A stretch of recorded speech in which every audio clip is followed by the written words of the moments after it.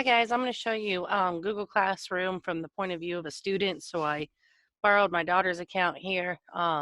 First step to anything you do is always to log into your Gmail account. It's easiest to navigate from here, especially if you're not familiar with how the Google apps work. So the first thing I'm going to do is I'm going to create a Google document that we are going to turn in as an assignment once we get to Google Classroom. So to navigate anywhere, you click up here in the right corner. That will bring up all your apps. If you don't use this often, you might have to scroll all the way down looking for what you need, and you might even have to click more. But once you use it, then it's all going to be at the top here. So most Google Classroom assignments are going to be done in Google.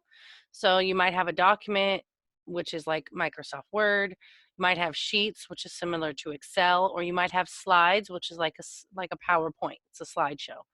So for the sake of the demonstration, I'm just going to make a Google Doc. So we make a blank document.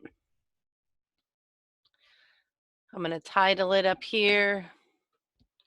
I watched the video. So let's say that you watched a video and you need to write a summary. Okay, and then you put your name and whatever other information you need on here, just like you would Word. Okay, now you don't have to do anything to this. This is an autosave feature, so you'll see right here that it's telling me that it's saving. So as long as you have named it up here, you're going to be able to find it when we go back into Google Classroom. Now you can also share it, and this means that when you click on this, you can send it to someone else. So if your teacher wants it emailed to them or anything like that, you can just put their email in here, okay, and send it directly to them. So we're not going to do that. We are going to actually put it on Google Classroom. So I've typed up my work. I have my assignment done. I can close that, go back to my apps, and now I'm going to go to Google Classroom. I'm going to find the class. If you don't have the class yet, you can click this plus sign and put the code in, and it will bring the class up for you. But if you do have the class, you just click on the name. Now, the first page is a stream. This works a lot like Facebook newsfeed, okay? It just pops up by date. So you have to scroll down. There's different types of posts the teachers can make. This is an announcement post. It just gives the student information. There's nothing to turn in there. But the ones that have this little clipboard and they'll say assignment, those are something you can actually turn in. So you click on the assignment. Over here, you'll see whatever the teacher posted. In this case, it's just a video that I had made. And here is where you turn in, okay? So it says missing, which means I have not done it yet.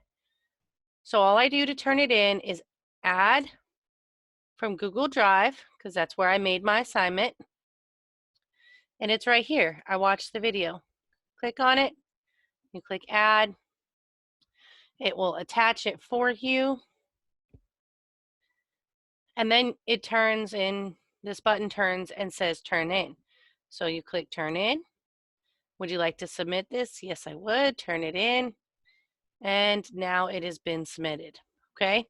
Now I set this for a few days ago. So you'll see that if you turn it in late, it'll say turned in late. Otherwise, it'll just say turned in on time. If you make a mistake, you can click unsubmit and do the process again with the correct attachment.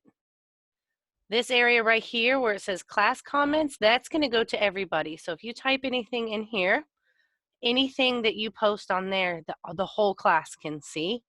Private comments, though, will go directly to the teacher. So these comments only the teacher can see. All right, we're going to click on the name of the class again. That takes us back to our stream. If you're having trouble or getting confused on the stream list, there's a few other things you can do. Number one, you can look over here on the left. This tells you anything that you have upcoming that might be due. You can also click at the top classwork, and this gives you the list of work instead of by date, by topic. So if your teacher has sorted it by topics, you can find it this way. See?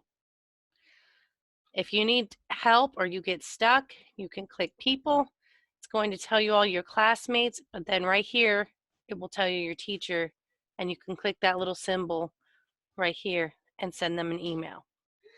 All right, guys, I hope that helps. And if you have any further questions, you just let me know. Thank you.